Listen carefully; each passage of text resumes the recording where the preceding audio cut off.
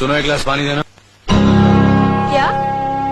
एक गिलास पानी ले आओ। ना तो मैं आपकी नौकरानी हूँ और ना ही आपका छोटा भाई जो आपका हुक्म सुनते ही दौड़कर आपके लिए गिलास पानी ले आऊं। मेरे बाप के घर में मेरे एक इशारे पर 10 नौकर हाथ बांधे खड़े रहते थे। ये मत भूलिए कि मैं एक अमीर बाप की एक लौती बेटी हूँ।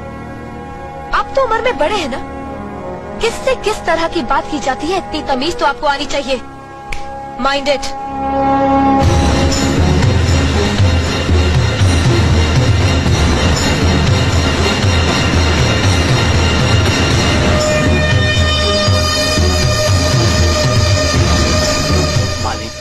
छोटी बहू की बात का बुरा मत मानना, नादान है, बच्ची है। गलती हमारी है मुनीम जी। हमने ऐसी लड़की को काम करने को कहा जिसे काम करने की आदत ही नहीं है। बड़े भैया पानी। नकुल, वो ट्रैक्टर रिपेयर करवा लिया ना? जी करवा दिया।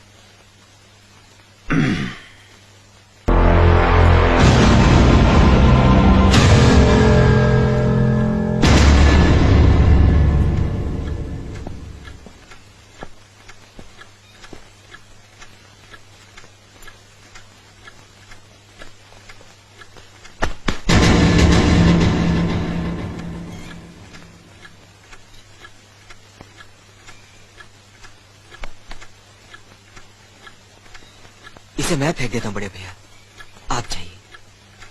मुनीम जी, जो राम प्रसाद की बेटी की शादी के लिए जेवर देने के लिए कहा था, भिजवा दिया? जी हाँ मालिक। शहर में रहकर यही बदतमीजी और ओछी हरकतें सीखी आपने? अपने से बड़ों का लिहाज करना नहीं आता आपको? किससे कह रहे हो तुम? आपसे कह रहा हूँ। औरत पैदा हुई है तो औरत की तरह रहना सीखे। मीना। नकुल, तुम अंदर जाओ।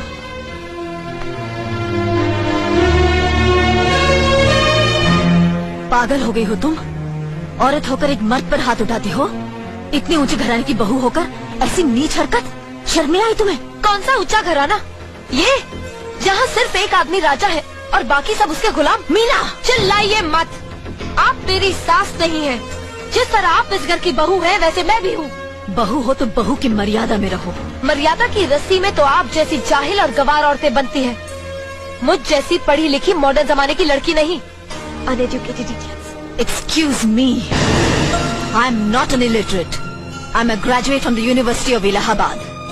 I am aware of the modernization of women, but I have not forgotten my culture, my customs, my traditions and my values, and most of all, and never ever forget that I am an Indian woman. Modern जमाने की औरत भी औरत ही होती है। उसे भी मर्द ही ब्याह कर ले जाता है, मर्द को ब्याह कर वो नहीं ले जाती। जमाने ख्याल और लिबास बदल देते हैं, औरत की शरीर की बनावट नहीं। लोग तुम्हारे ख्याल की लड़कियों को लज्जत का सामान भले ही समझते हो, इज्जत के काबिल कोई नहीं समझता। इज्जत आज भी उन्हीं औरतों की होती है जिनकी आंखों में हया हो, लाज हो, शर्म हो। हम नहीं कहते कि तुम बंदिशों में रहो, लेकिन अपने दायरे की सीमा को मत भूलो।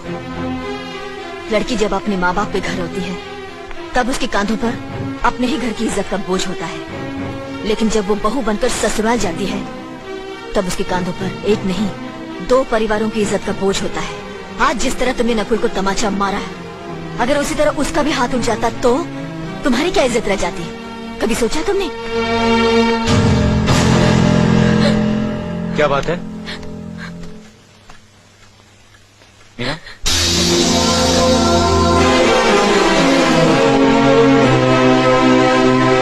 क्या हुआ भाभी? कुछ नहीं। मीना कह रही थी कि उसे खाना बनाना नहीं आता। हमने सोचा कि 2-4 खरी खोटी सुनाने से ही सीखेगी, तो सुना दिया। बस रोने लगी। क्यों अर्जुन, हमें तुम्हारी बीवी को डांटने का भी हक नहीं? क्यों नहीं, आप हमारी भाभी माँ हैं। आप मार सकती हैं, डांट सकती हैं, कुछ भी कर सकती हैं।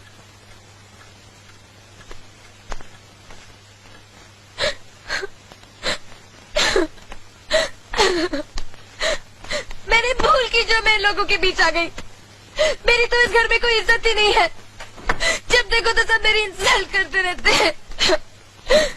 मैं कब से रो रही हूँ, तुम पूछ भी नहीं रहे हो कि मैं क्यों रो रही हूँ। बेकार हो रही है तो कौन पूछेगा? अच्छा, तो मैं तुम्हारे लिए और इस घर के लिए बेकार हो गई हूँ। अरे बेकार तो तुम हो गए अपने परिवार के बीच में रहकर।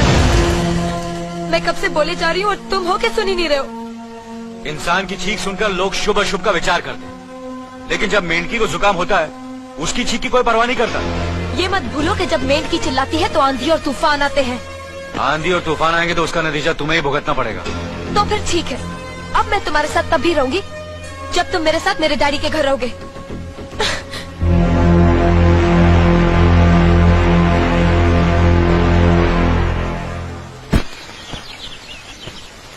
हमारी मीना बहुत प्यारी बच्ची है, लेकिन उसमें अभी भी बचपना है। हमारे तौर तरीकों को नहीं जानती है ना, लेकिन आहिस्ता आहिस्ता हम उसे सब सिखा देंगे।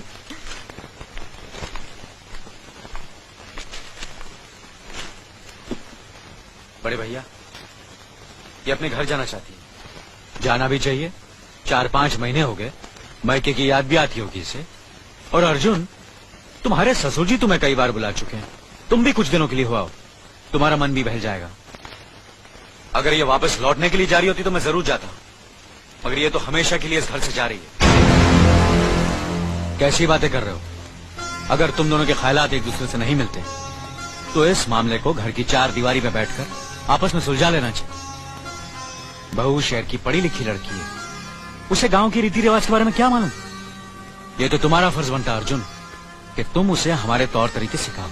सिखाने से कोई फायदा नहीं बड़े भैया, ये खुद को इस माहौल में डालना ही नहीं चाहती, इसलिए भेज रहा हूं। अच्छा, तो तुमने फैसला भी कर डाला? बड़े भैया, बात यह है कि मैंने मीना को, तुम बहुत समझदार भी हो गए हो ना, तो फिर तुम्हें इतना तो समझ लेना चाहिए, अगर बहू अपने आप को बदल नहीं पा रही है तो तुम बहू के मुताबिक बदल जाओ। आखिर वो तुम्हारी पत्नी है, उसका साथ देना तुम्हारा धर्म है। तुम्हारे भरोसे ही तो उसने अपनी सारी जिंदगी सौंप दी तुम्हें। अर्जुन, मेरे दर पर तुम तड़प उठोगे, तुम्हें तकलीफ होगी तो मैं रो दूंगा, क्योंकि हम दोनों एक ही माँ की संतान हैं, खून का रिश्ता है हमारा। मगर पत्नी का नाता उससे कहीं ज्यादा गहरा होता है, क्योंकि वो पराये घर से आकर अपनों से कहीं ज्यादा अपनी हो जाती है, परछाई बन जाती है हमारी। पति शरीर है तो पत्नी उसकी आत्मा है। पत्नी ही पति के जीवन को सही अर्थ देती है, उसे कामयाब बनाती। पत्नी के बगैर पति बेजान और बेमाने हो जाते। अगर आज तुम अपनी पत्नी को हमेशा के लिए उसके मायके छोड़ाओगे तो यह गांव, यह समाज क्या कहेगा हमारे बारे में? जरा सोचो अर्जुन, न्याय के सिंहासन पर बैठकर जो लोगों के अच्छे बुरे का फैसला करता है, अगर उसी के घर में नाइंसाफी होगी तो लोग हंसेंगे हम पर, किसी को मुंह दिखाने के काबिल नहीं रहेंगे हम। बड़े भैया, मुझसे भूल हो गई, मुझे माफ कर दीजिए। मुनीम जी। जी मालिक। जायदाद के दस्तावेज लाइए। जी अभी लाया। बहू, पति ही पत्नी की असली शक्ति होती है। हमारे पुरखों ने कुल धर्म पत्नी के बारे में कहा है, जो पति के काम में उसकी मददगार हो, उसे अच्छी सलाह दे, जो दासी की तरह उसकी सेवा करे, माँ की तरह उसे खिलाए पिलाए, लक्ष्मी का रूप और धरती की तरह उसमें सहन शक्ति हो, वही आदर्श पत्नी होती है। औरत की सोच मर्द का मुकद्दर बनाती है। वो जब बनाने पर आती है तो कुटिया को महल कर देती है, और जब बिगाड़ने पर उतरती है तो महल को मिट्टी का ढेर बना देती है। मालिक, ये जायदाद के दस्तावेज है।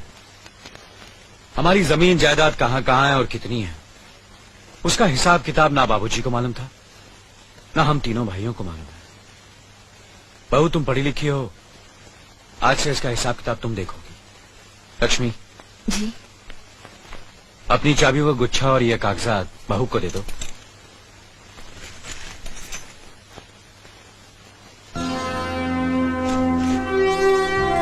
आज से तुम इस घर की मालकिन हो।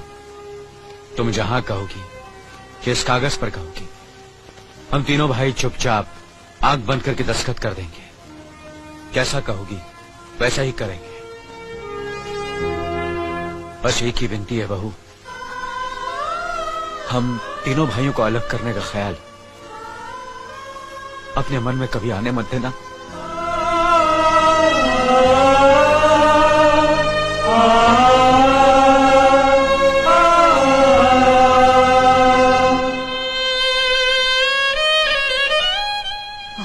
किया तुमने बहू, बहुत अच्छा किया। इनकी आंखों में आंसू देखने की हमने सपने में भी उम्मीद नहीं की थी, लेकिन तुमने हमें दिखा दिया। बहुत अच्छा किया तुमने, बहुत अच्छा किया।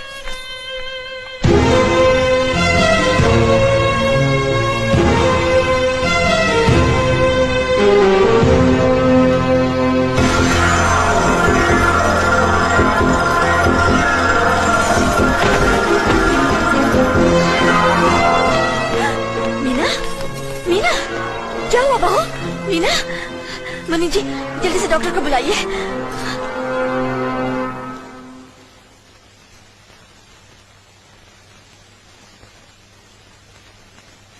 घबराने की कोई बात नहीं, ये माँ बनने वाली है।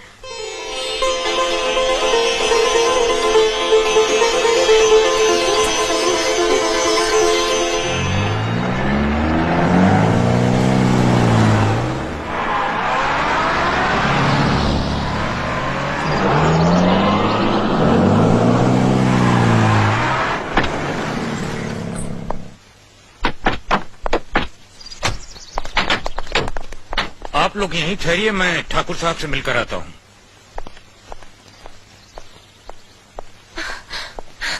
डैडी, डैडी, कैसी हो बेटी?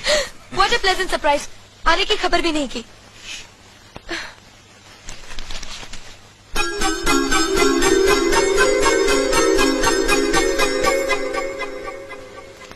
ठाकुर साहब, पाए लागू। समझी जी, आप अचानक यहाँ कैसे? तशरीफ रखिए, बैठिए ना। आपके बराबर बैठने की मैंने कभी गुस्ताखी नहीं की, तो आज कैसे करूंगा? बहुत दिनों बाद हम लोग मिल रहे हैं। कहिए, आपका कारोबार कैसे चल रहा है? आपकी कृपा और आशीर्वाद से ठीक ही चल रहा है।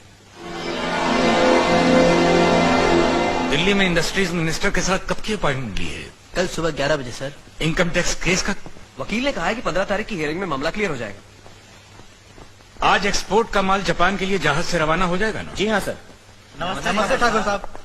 नमस्ते नमस्ते नमस्ते। अरे दीनानाथ जी, आप लोगों ने यहाँ आने की तकलीफ क्यों की? मैं आपकी संस्था के लिए गवर्नर साहब से बात कर चुका हूँ, आपका काम हो जाएगा। धन्यवाद, बहुत बहुत अरे गोपीनाथ जी, होम मिनिस्टर ने वादा किया कि आपके भाई का ट्रांसफर जल्दी ही हो जाएगा। Thank you sir. Daddy, good morning daddy. Good morning my child. आप कहीं जा रहे हैं क्या? हाँ बेटी, एक जरूरी काम से दिल्ली जा रहा हूँ। अपना ख्याल रखना। हाँ? ओके। Okay, bye. पास में ही फैक्ट्री के लिए जमीन देखने आया था, सोचा आपके दर्शन करता चलूं। अब इजाजत दीजिए। इतनी जल्दी कैसे जा सकते हैं आप? भोजन तो करते चाहिए। माफ कीजिए, आप तो जानते ही हैं, बाप बेटी के घर का खाना तो क्या, पानी भी नहीं पी सकता। शहर में रहकर भी अभी भी आप इन बातों को मानते हैं? शहर में रहूं या गांव में, मैं अपनी परंपरा और संस्कार कैसे भूल सकता हूँ? आखिर मैंने इसी मिट्टी में जन्म लिया है। अच्छा, चलता हूँ। अजी, कम से कम बेटी से मिलकर उसकी कुशलता तो पूछ लीजिए। ये क्या कह रहे हैं आप? मैं इतना ऊंचा नहीं हूं कि अपनी बेटी की कुशलता पूछकर आपका अपमान करूं। ठाकुर साहब, ये तो मेरी बेटी का सौभाग्य है कि वो इस मंदिर जैसे पवित्र घर में बहू बनकर आई, और फिर आपकी छत्र छाया में तो वो कुशल हो गई। राम राम। राम राम। बेटे, जिस तरह तुम मैके में चहकाती रही हो ना, वैसे ही अपनी ससुराल को भी महकाती रहना। जी।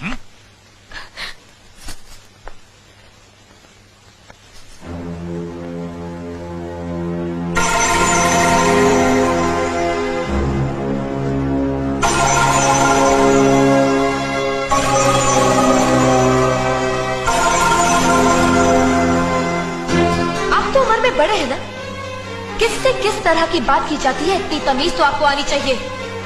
Mind it, mind it, mind it, mind it, mind it. बड़े भैया, अरे? मुझे माफ कर दीजिए। क्या हुआ? मुझे माफ कर ये दीजिए। क्या कर रही हो? अपने पापों का प्रायश्चित कर रही हूँ। मैंने आप जैसे देवता का अपमान किया है, आपका दिल दुखा है, मुझे माफ कर दीजिए बड़े भैया, मुझे माफ कर दीजिए, मुझे माफ कर दीजिए। लक्ष्मी, मुझे माफ कर दीजिए बड़े भैया, बड़े भैया मुझे माफ कर दीजिए, मुझ पर तरस संभालो खाकर मुझे मीना, माफ कर दीजिए बड़े चलो भैया। तुम्हें ऐसे नहीं बैठना मुझे चाहिए, माफ इससे बच्चे पर असर पड़ेगा बेटे। मैं आपकी भी दोषी हूँ दीदी।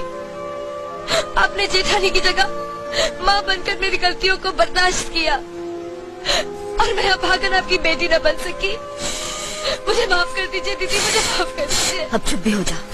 तो हमने कब तुम्हारी बात का बुरा माना? हाँ, रोती नहीं, रोती नहीं।